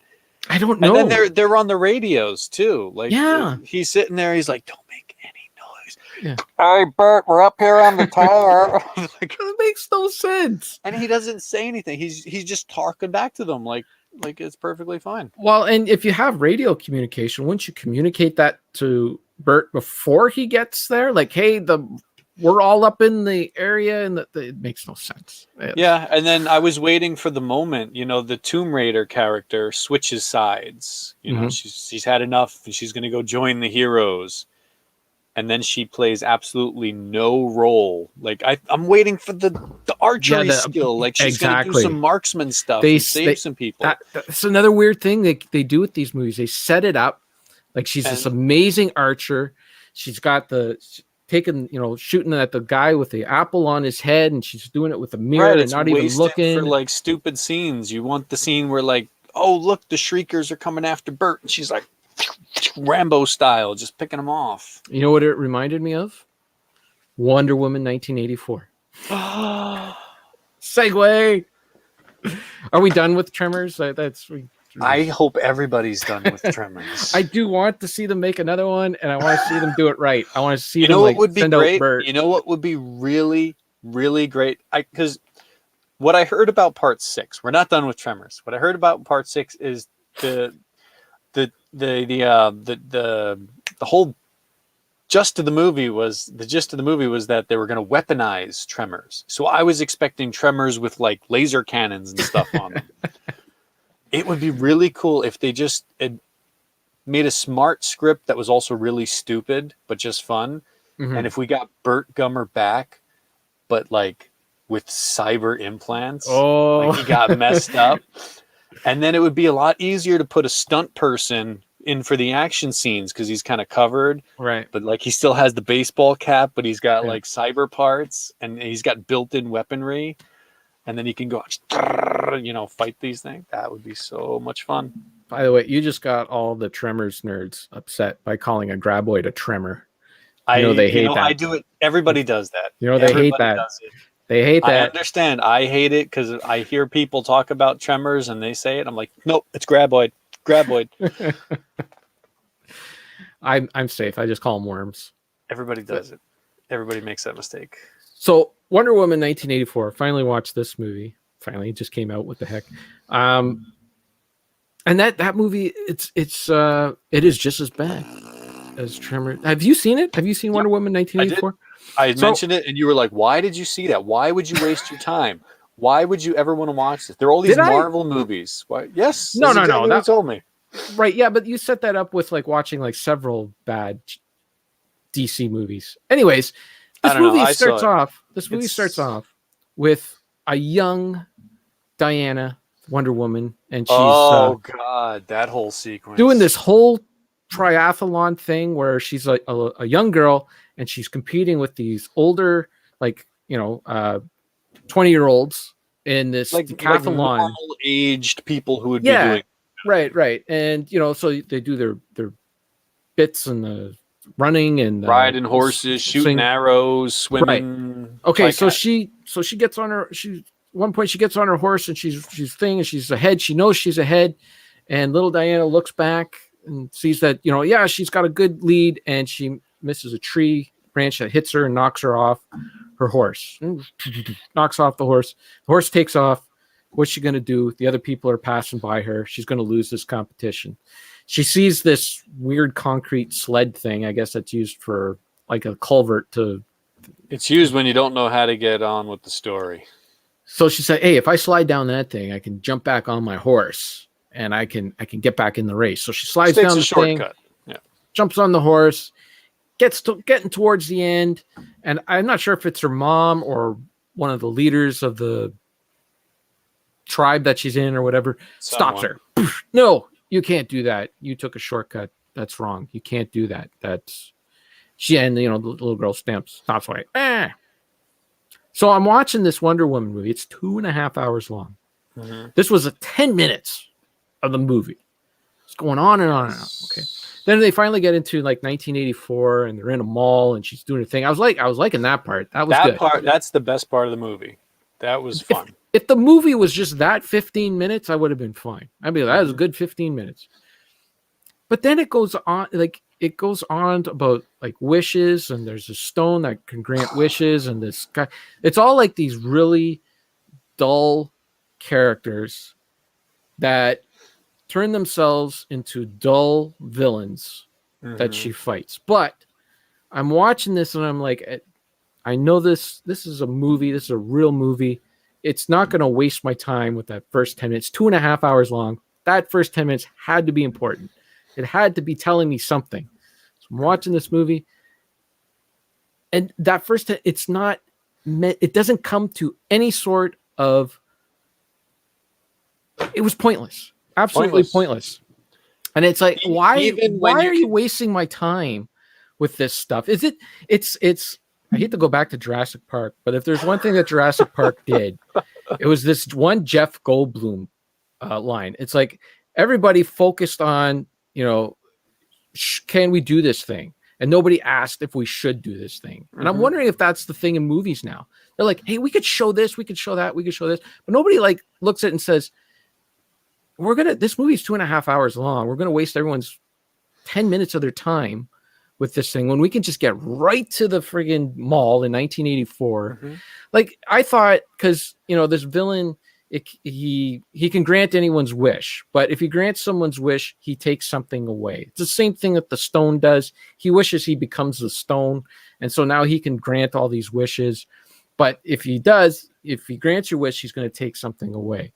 So she wishes that her boyfriend that died in the first movie comes back inadvertently. She doesn't do it on purpose. She accidentally, this is Wonder Woman, accidentally does it.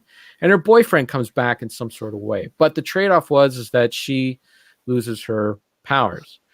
And I'm like, when is you can't take a shortcut thing gonna come into this? And it never does. It never Shortcut is usually what helps you in a movie like this. It's like you figure out a quicker way to do something, or the workaround. That's what I was waiting for. And I thought with the wishes, okay, you can't just wish, a shortcut into thing. You got to put the work in or whatever. Never comes to that. This movie was shockingly bad because I remember watching the first Wonder Woman movie and it's all right. It was better than like those Batman, Superman movies by far. Yep. And, I thought it was pretty well done in certain areas. A lot of the action and stuff in the first movie was really really good. But this was just so bizarre of why are you doing this? Why isn't this like a properly structured movie? Even the whole thing don't take shortcuts. I'm still scratching my head. Why was this little kid participating with adults? I guess the idea is that she was she skipped a few grades. They're all Amazons. They all have equal footing, don't they? Doesn't she have more? Isn't she I thought they were all descendants of gods and things there. I don't know the Wonder Woman story. To me, it made no sense why a little kid would be participating with the adults. I just thought she skipped a few grades. All I know is the mall scene was fun. And the whole movie was silly. So if they kept a nice silly tone, maybe that's why they had to. And just, at a nice 90-minute movie about Wonder Woman in the 80s, you throw a few, period jokes in there. And I'm talking about time period jokes. I got, yeah. And then you sexist bastard. You have some period jokes in there. You have a nice, fun movie, just like Shazam, and then I'd be waiting for more. Instead, they got this terrible. Who was the Ghostbuster that was in there? Kristen Wiig. Kristen Wiig, not a bad actress. Nope. Not a bad actress, and honestly, a very pretty lady. Saw her in an interview when she's not all doing comedy things. She's a very pretty lady, but terrible character. Yeah, it's just a boring character, I mean, the movie's 2.5 hours to show you stuff you've seen so many times before already. It had nothing original, nothing new to say, and it's I'm going to go back to this Tom Baker quote, the guy who played Doctor Who in the 70s. He just nailed it with this thing. He's like, these stories are the same. There isn't too much more that you can say.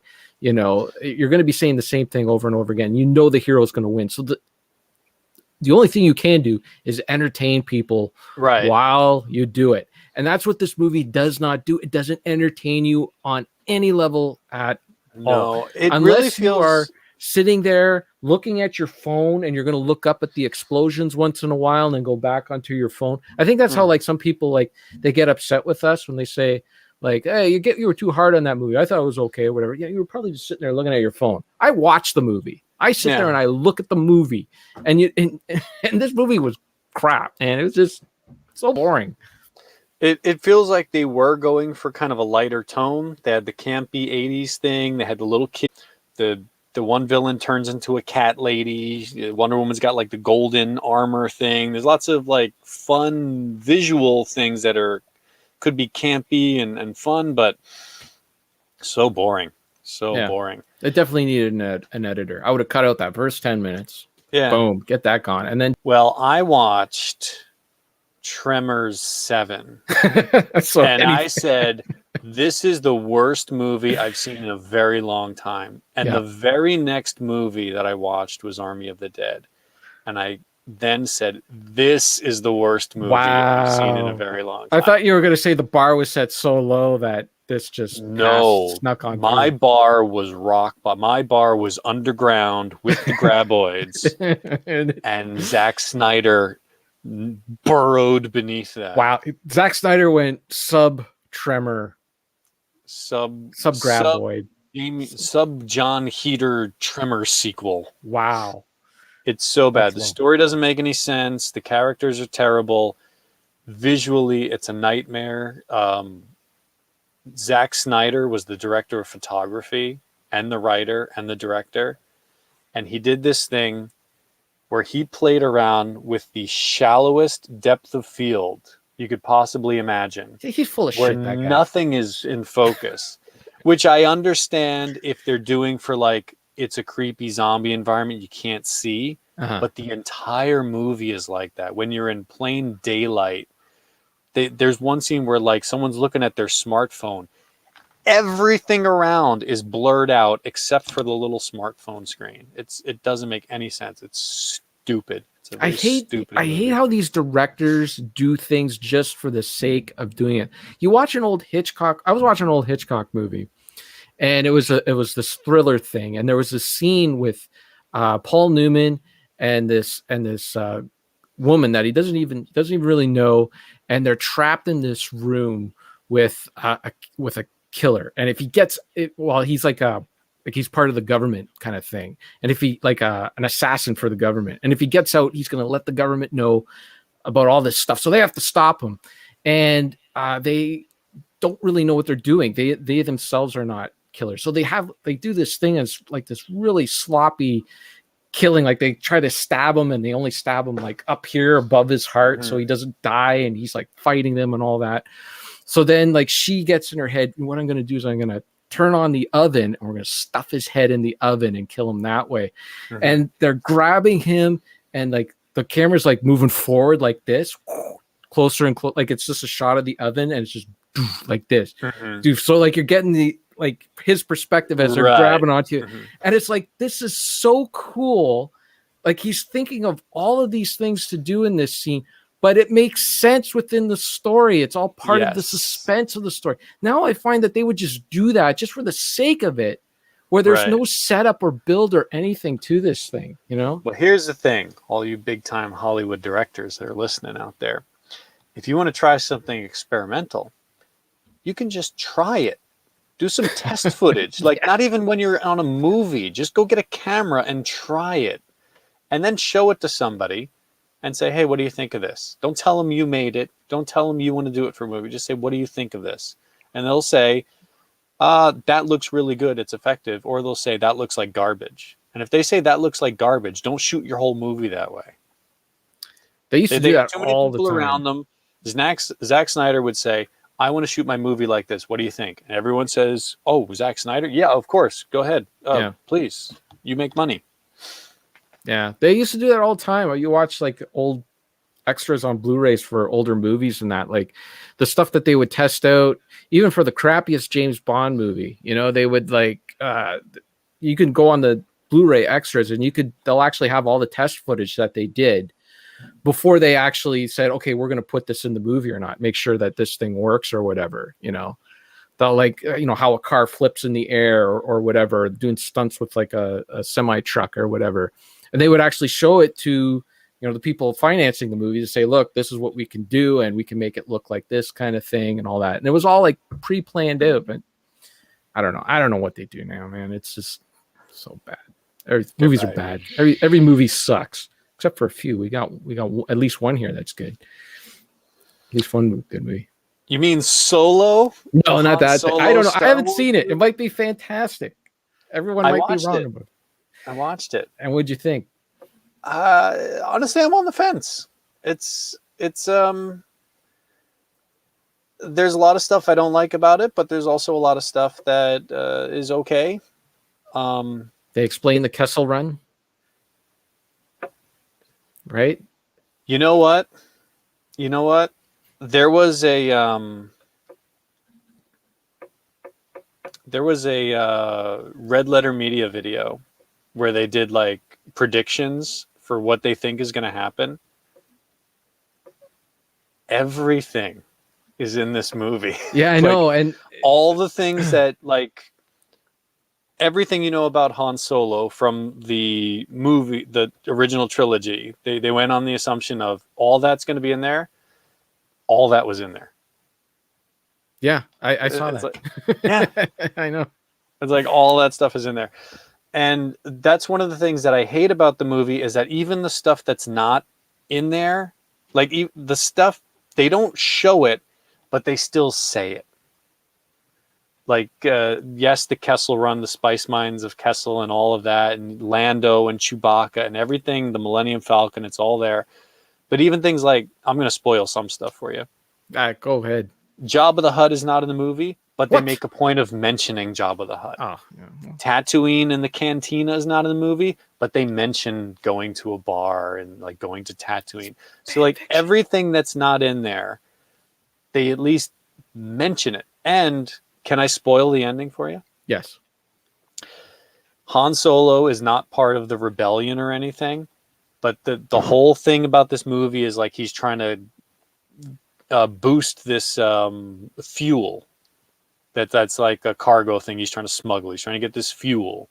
And at the end, when they get the fuel, it ends up going into the hands of these people, and they're the ones that start the rebellion.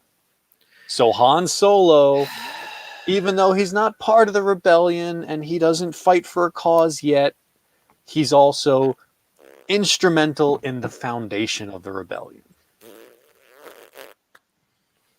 That stuff is so stupid. It's so stupid. That's why stupid. That's why I hate so much of this movie, but at the same time there is some stuff that I thought was fun. Like, why do they gotta tie stuff in like that? It's just so stupid. It's so bad. They have to connect him to everything.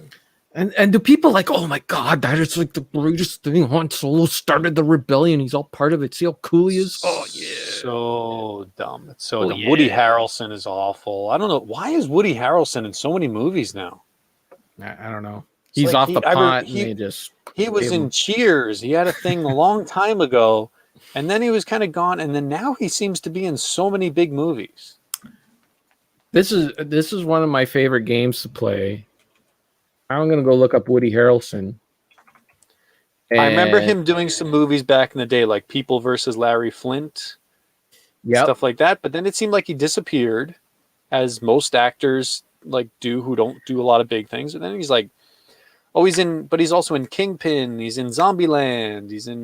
See, I have a theory. There are some actors out there, like Tom Cruise, who everyone loves and thinks is terrific. But if you actually look at what movies they have done, it's not that great. There's not. Yeah, they're in a lot of things, but none of them are good. Yeah, like everyone knows who they are. So like he did the Zombieland movies, which I watched the first one. I thought it was garbage. It's not my thing. I know people like it, but it's not my thing. I liked the first like 5 or 10 minutes of that, and then it got really stupid. I liked Bill Murray, but that was it. He's in Solo, the Venom movie. Forgot he was in that. Oh yeah. He's in he's going to be in the new one, of course. War of the Planet of the Apes. Wilson. Lost in London. I haven't seen those new Planet of the Apes movies. I heard they're not bad. I watched the first one, and I didn't think it was that great. It wasn't really my thing. It wasn't really my thing. I'm curious. The Edge of 17, LBJ, The Duel, a bunch of movies you never heard of. Oh, he was on True Detective. I remember people liking that. I haven't seen that. He was in the Hunger Games. Like, it's just a bunch of movies that you've never heard of. That out of the Furnace, Freebirds, Now You See Me, Seven Psychopaths, Rampart, Friends with Benefits. I think I've heard of like 2 of these movies. You know what? I'm going to scroll down until I find a movie that I like, and it's not semi-pro. Okay, here we go. Kingpin, right? That Kingpin is a good movie. Okay, if we go back to 2007, he was in No Country for Old Men, but I don't remember him in that movie at all. Probably just a smaller role. Let me go back further and see if I can find a movie that like hit one of his movies. Apparently, he was in The Thin Red Line, which I don't remember him in. He was in Wag the Dog. I don't remember him in that. The People versus Larry Flint and Kingpin. If we go back to 1996, we can find a Woody Harrelson movie that I like. I like him in Cheers. He's good in Cheers. Okay, quickly, what'd you think of Thor? You watched Thor was the first good. Thor? You liked the first Thor? Yeah, I mean, it sucked, but it was good. I thought the relationship between him and Natalie Portman stunk. Like that was so cringy. They don't have a good relationship. There were some parts of the whole Asgard universe thing that I didn't quite understand. Yeah, me too. You know, these all these like great societies, they don't have anything in them. Like it's just big empty rooms. Everybody stands around in cathedrals. Yeah. Walk down bridges. They don't have like no furniture styrofoam cups or anything in these worlds. Yeah. Where's the bathroom? Yeah. Yeah. I don't know. The movie overall, it was kind of fun. You know, there's some good action scenes, and it was nice and lighthearted at times. I wasn't expecting them to do such fish out of water stuff with Thor having to be hit by cars and that stuff was fun. And when he was in the diner throwing the cups and that it was kind of good here and there. But the only reason I say it sucked is because I thought Captain America was the next movie that I was supposed to watch. And I checked the order again. I was like, oh, it's Thor. I kind of worked myself up like, oh, I'm going to watch the Captain America movie now. I'm finally ready. And I was like, oh, no, it's Thor. Gotta sit through so I had to like pause and like, okay, psych myself up for a Thor movie. I really liked the second Thor movie. I thought that one was much better, even though people don't like it. They like this one. I thought this one was, I just didn't buy into him and Natalie Portman together. And I think in the second one, she's not even in it, or she's only in it for a second or something. It's just, and then Thor Ragnarok, that was great. She definitely wasn't in that one. I hear good things. Well, she's in the newest one, right? Now she's going to be the Thor. She's gonna be Thor. Oh my goodness! Isn't that like the whole Thor? I don't know. Love God, thunder, something. I don't know. Okay, let's quickly talk about Upgrade before we wrap up the show because supper is ready. Yes, and I want to talk about that. I'll get into fascinating horror some other time. I just threw that in there for things. So Upgrade. I watched this movie. It was the last movie I watched in May, and as I'm watching it, there's two people on this planet that I'm thinking of while I'm watching it. I'm thinking of Richard and I'm thinking of Duke.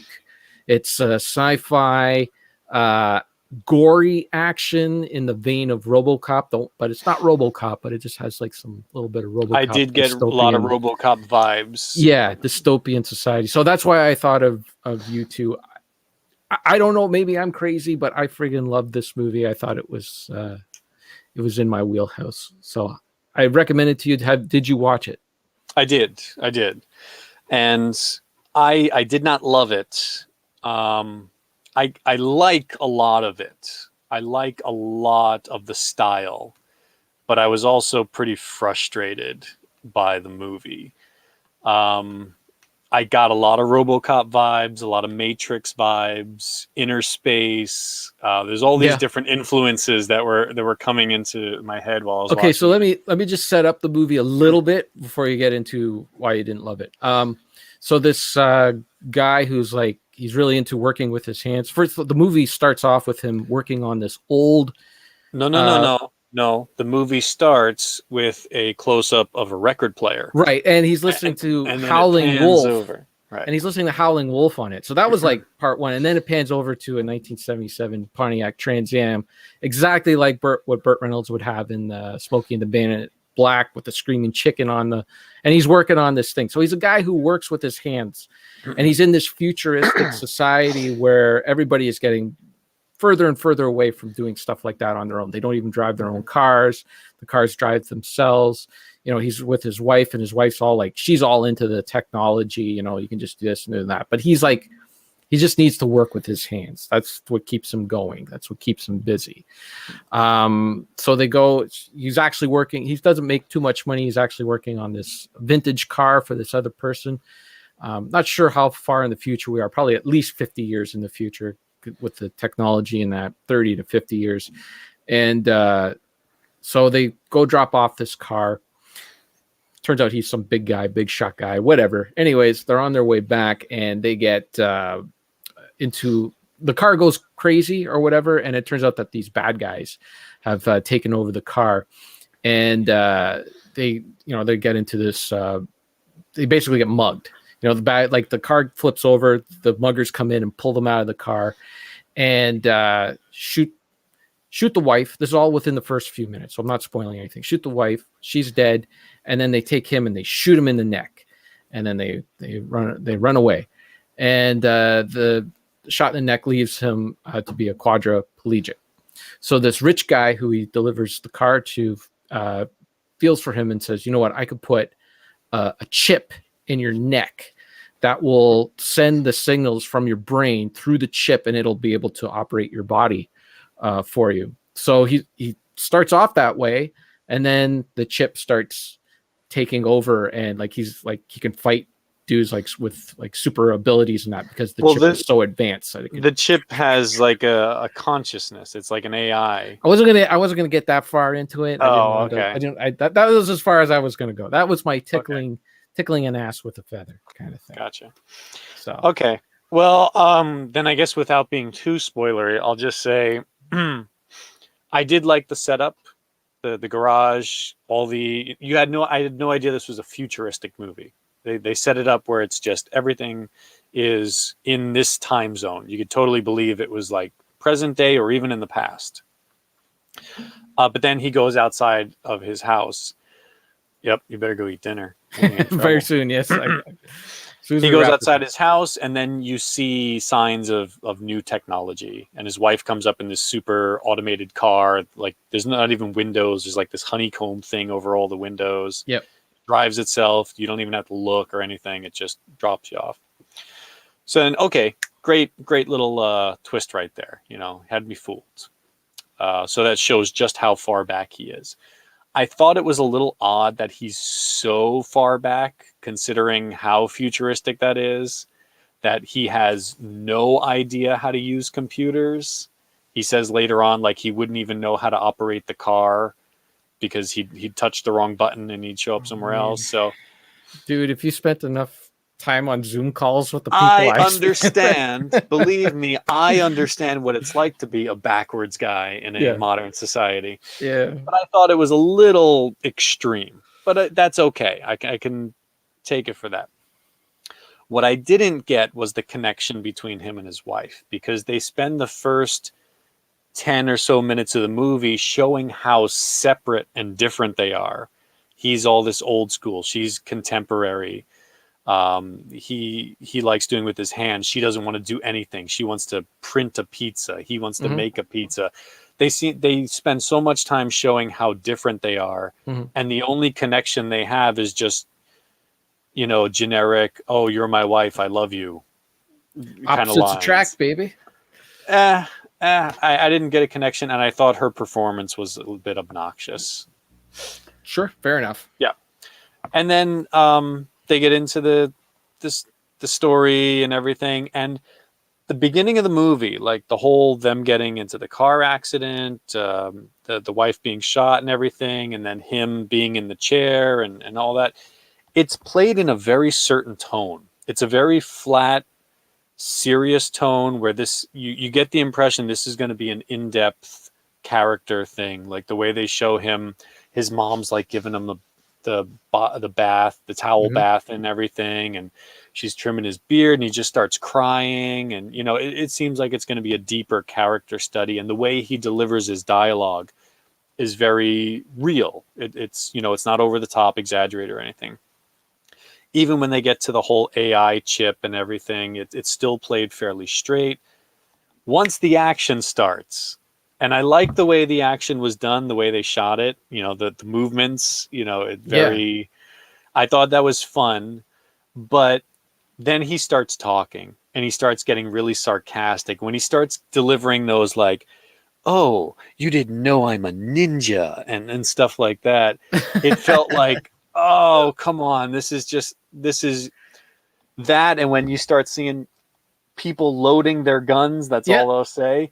I thought that was great for a RoboCop tone movie. That's totally awesome. But in the movie where they set up and they're trying to be serious, it comes across as really goofy. So I kept thinking I wanted to be a backseat director saying, no, don't deliver the line like that. Don't be sarcastic and corny. Like, hey, to the hacker formerly known as Jamie, like those kind of lines were just digging into my head. Like, no, keep it a little more straight. It could have been really fun because the first fight scene, when that first fight scene ends, I was like, oh my, I was not expecting that. Yeah. And like, if they had kept that straight tone, it felt like really shocking. But it didn't know if it wanted to stay straight. It didn't know if it wanted to be kind of goofy over the top.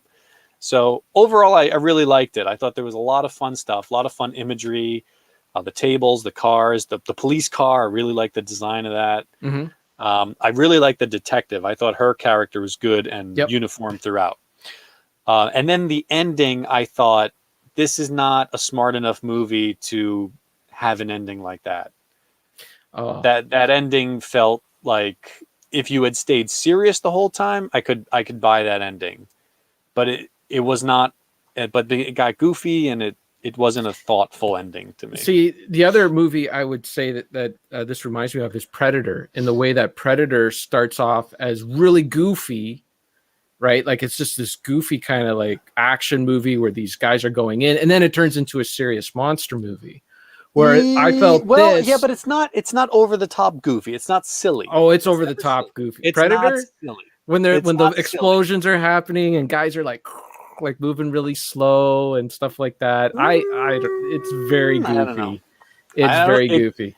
I feel not as much of a shocking twist as this it felt the same to me. It felt like this was it starts off like really serious dystopian, and then it kind of gets into the fun stuff. And as I was watching it, I was like, okay, like this, I'm having a good time with it, but I could see where they're going. I could see that this is going to happen, and this is setting up that.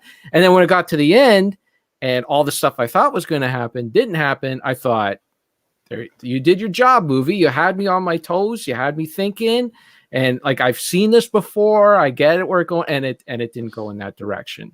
So I'll give you that, in that the final end at least was a twist, because yes, the whole movie you knew you could see the beats, like you saw where it was going, and it didn't. And I did not like the performance of that Bill Gates Zuckerberg character. He was just totally flat. I mean, to me, he wasn't in the movie that much. I don't know. I thought it was great. I mean, I'd say I give it a thumbs up. I say it's a good movie. It's got a lot of fun things that I haven't seen before, and a lot of different things executed in a nice way. But there are just a few things here and there that just kind of tarnish the overall image of it. But yeah, I don't know. I thought it was a fun, entertaining watch, and I really liked the very intro where it starts with that flat line, and then it's the computer voice. Yeah, because I've never.